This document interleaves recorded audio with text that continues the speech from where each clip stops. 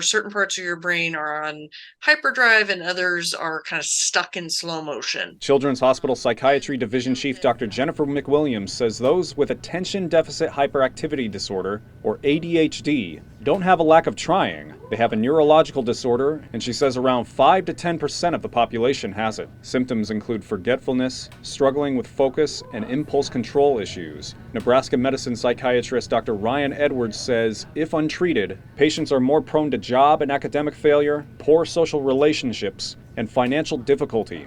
Adding to this is the Adderall shortage sweeping the country. When it's time for a refill, they're on the phone with multiple pharmacies to try to find who has it in stock. It's an exceedingly high amount of administrative burden and quite a tax for families that are already usually pretty strapped. Both say because of that, they've been switching many of their clients to alternative prescriptions. But since they're not alone in doing that, McWilliams says it's putting a strain on the supply of even those medications at Omaha pharmacies. Because everybody is playing this game of switching things up.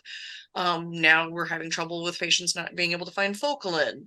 I just got a message that someone was having trouble finding their Concerta medication. She says she's heard some patients complain they're having trouble finding Vyvanse. It's become a huge ripple effect where patients are having more and more difficulty finding all of the different types of ADHD medications. So what is one to do? McWilliams says some clients can try going to smaller, local pharmacies or go to one outside the Omaha metro area. Otherwise, patients may need to turn to older medicines like Ritalin or Strattera. Edwards recommends developing a plan with your prescriber. Visit with their doctor about what is second line, third line, and what is the plan for each of these alternatives, weighed against the risks of going untreated for a while. Either way, they hope this prescription shortage won't last much longer. Reporting for Fox 42, I'm Joe Harris.